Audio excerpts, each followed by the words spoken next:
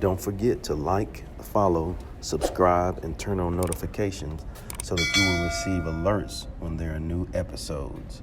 Go get it. That's what I tell them. I've been grinding for so long, I wake up and chase my goals. I go out and I go get it. How to code, that's all I know. I don't succeed, then I don't breathe. Success, what does it mean? If I conquer all my goals, then I'm living out my dream. Dig deep, go out and get it. Success Chronicles. Compete until it's finished. Success Chronicles. Go take care of your business. Success Chronicles. It's deeper than just winning. Success Chronicles. Hey, what's up, everybody? This is Chip Baker coming to you with another episode of the Success Chronicles. I'm so excited to have Mr. Jermaine Holt on with us. Great guy. I've been blessed and fortunate to achieve some really neat things, and I'm so excited to have him on and highlight his journey and some of those things. So, first, Jermaine, man, thank you so much for taking the time to interview with the Success Chronicles.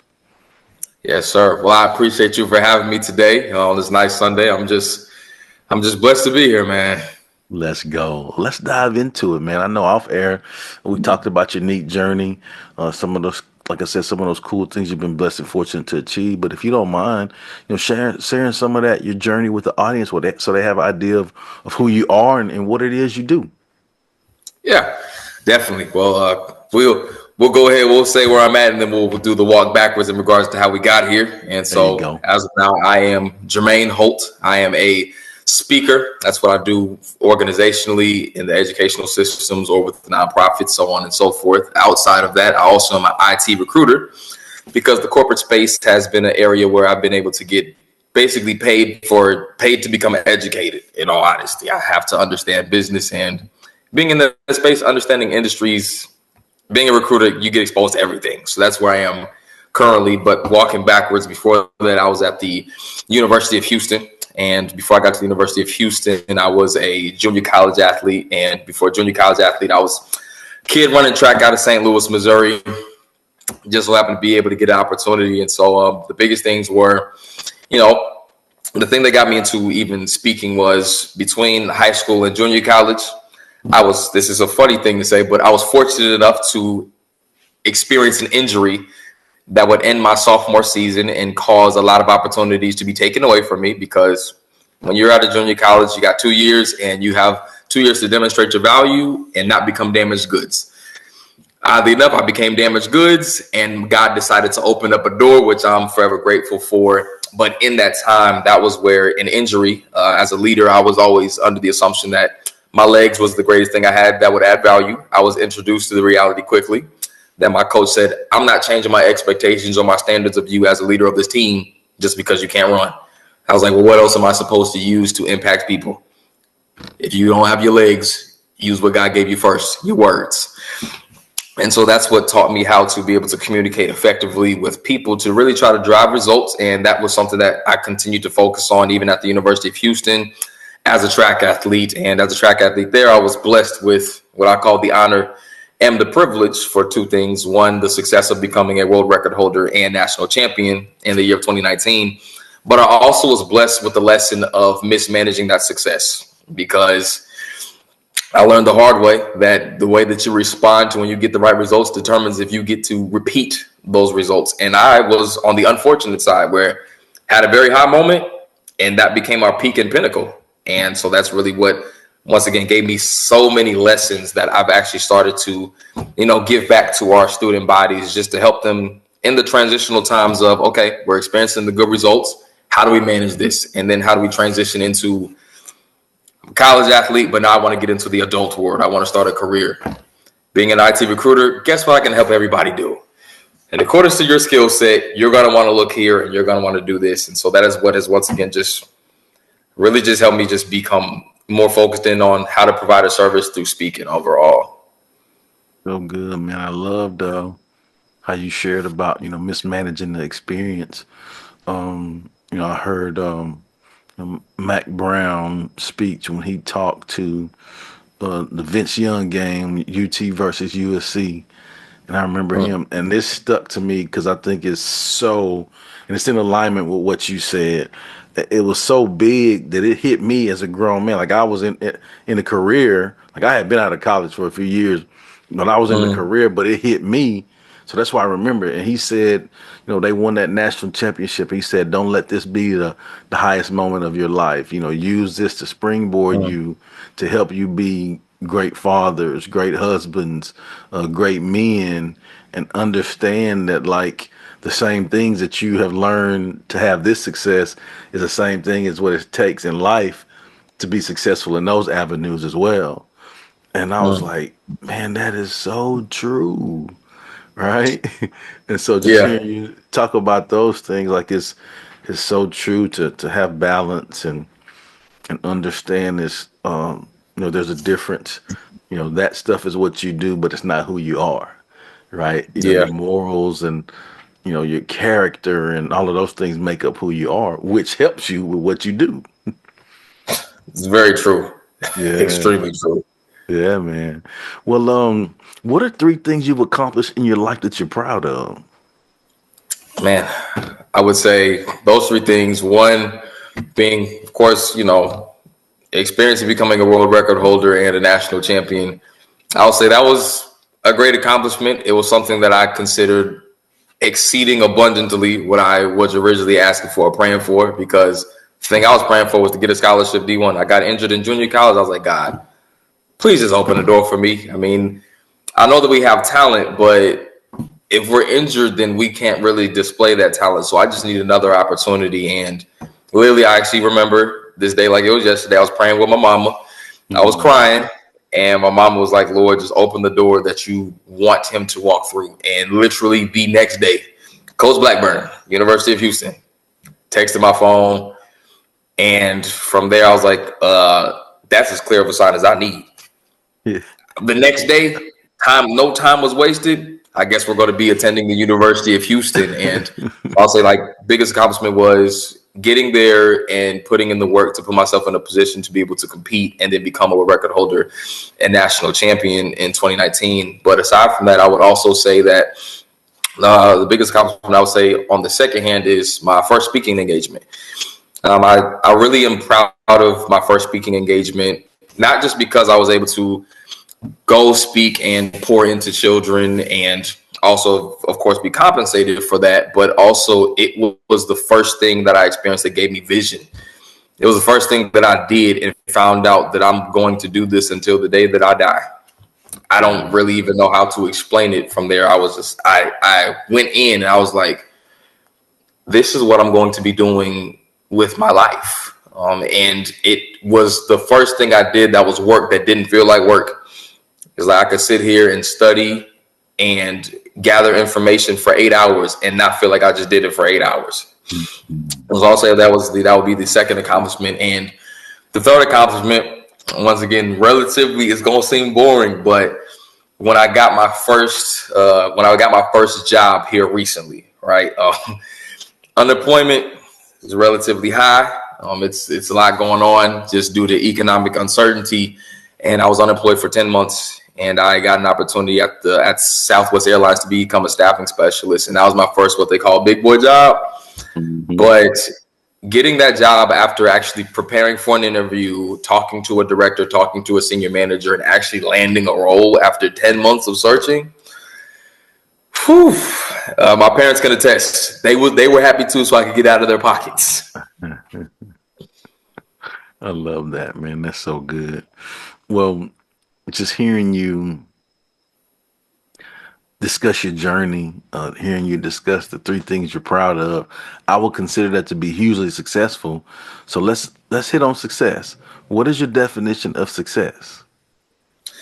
Yeah, I would say success is, it's a weird one for me, primarily because of how I see it. I see success as something that is ongoing, right? One of the common mistakes I always talk to people about is the fact that I made success something that was still. And what I mean by that is I made success like this mark, where it's like when I do this, this is what I define as success. For me, that was in college, get the scholarship, compete, and win. And the problem was that I did not understand the difference between success and being successful.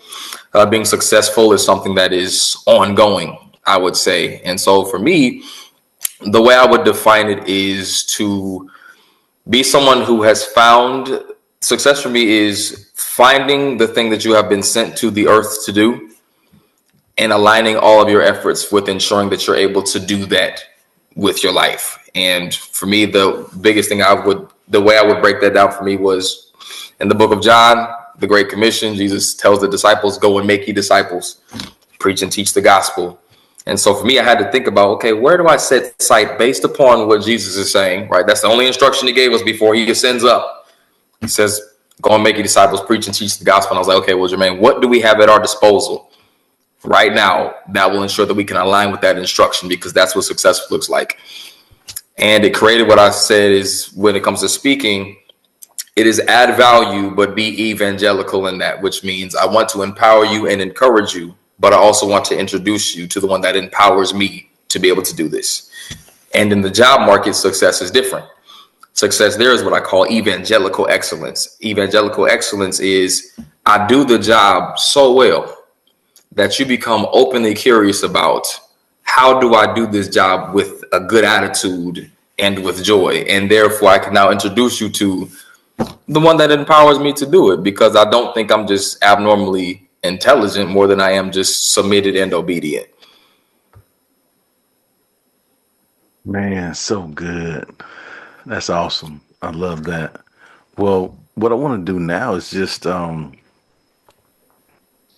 just kind of going off script here, just throw some words or phrases at you, and you just talk about what comes to mind or to heart when you hear these words or phrases. You good with that? Yes, sir. All right. So the first one, going in the theme of track, let's go with staying in your lane.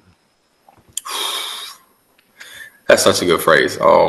I would say staying in your lane has everything to do with focus.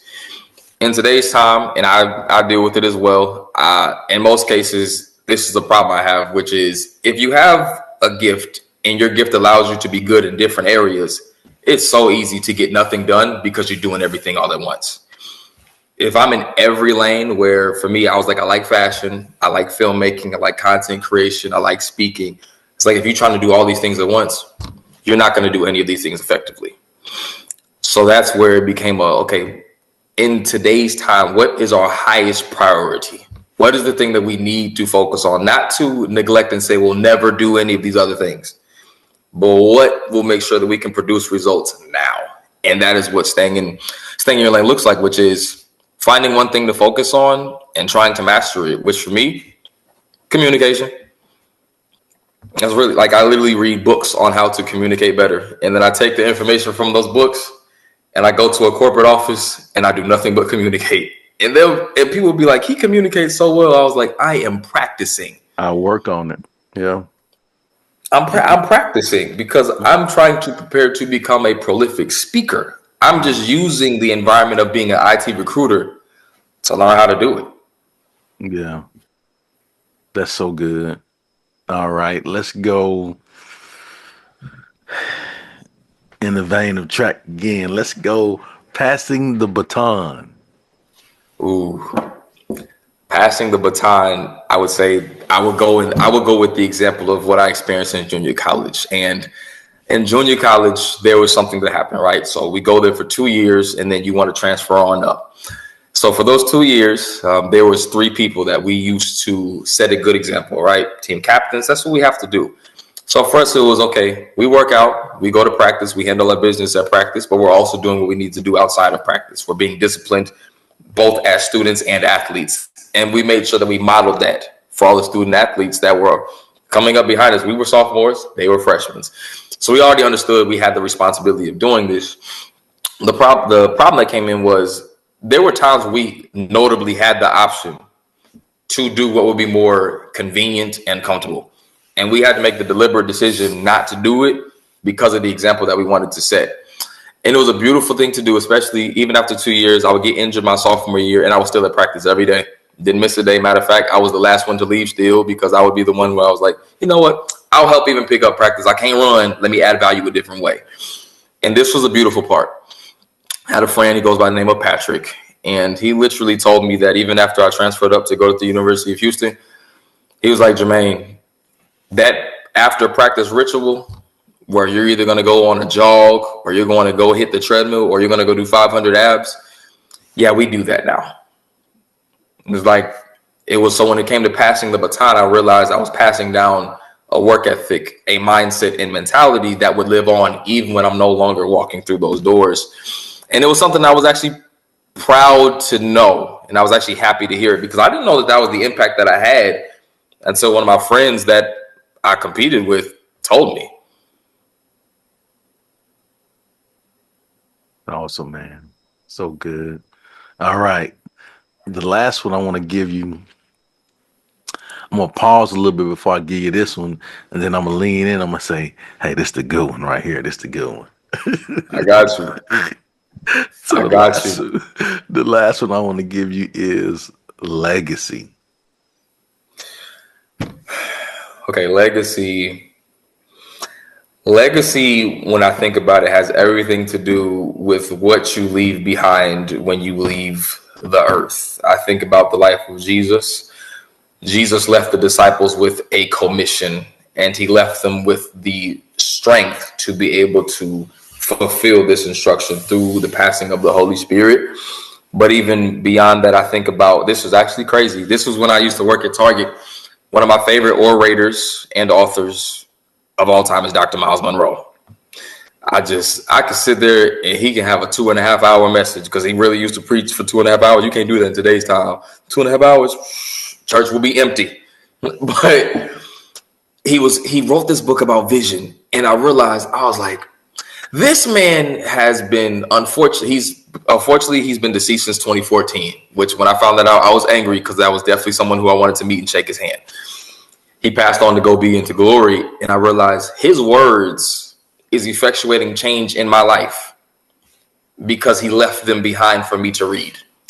And so when it comes to legacy, I'm literally thinking about do something so prolific and pursue something that is such a God-sized idea that you won't even be able to do it within your lifetime. You'll have to empower somebody and pass it to them. And so when it comes to legacy, that's really my biggest thing is, hey, you better be working something so prolific, so impactful, so life-changing that it literally is something you got to pass on. I love that example that you gave too. It gave me chills, right? Because it made me think about like what we're doing now. So like even just creating this content and sharing about legacy is a legacy in itself too. So there will be people even after we're gone that will be able to hear this and check this out and watch this, and help them understand that, man, it's going to live forever. So I would think that, we would have to make sure that the importance of what we do right now is on point. Yeah, right? Very true. Yeah. Well, man, as we close, I'd love to give you an opportunity to share with the audience where they can go follow you and check you out and show you some love with all the amazing things you have going on. Yeah, definitely. Overall, best place to be able to see some of the content, but also be able to really contact me because I know social media is a big thing. My Instagram at I am Jermaine Holt. My name is spelled Jermaine, last name Holt. Always I am Jermaine Holt.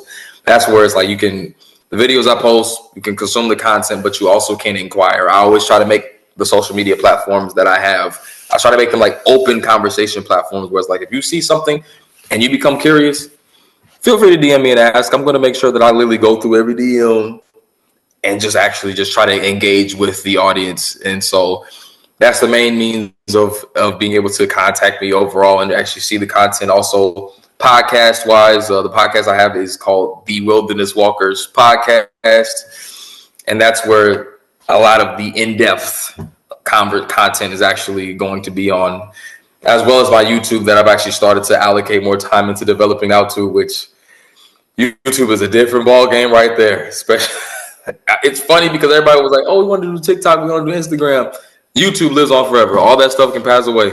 Yeah. You got to learn how to leverage YouTube when it comes to information distribution. And that one is the Fire Starters 314. So different avenues to consume content. And also if you have your inquisitions, Instagram DMs, I try to make myself as available as possible. Oh, there it is. Well, Jermaine, again, I just want to say congrats on all of the amazing things. And thanks again for taking the time to interview with the Success Chronicles. Yes, sir. Well, I appreciate your time as well for having me and Yeah. providing me with the platform to be able to, portray a message. I really appreciate it, sir. Yes, sir. Well, hey, keep doing your thing. And thank you guys for checking out this episode. We'll see you next time. God bless. Go get it.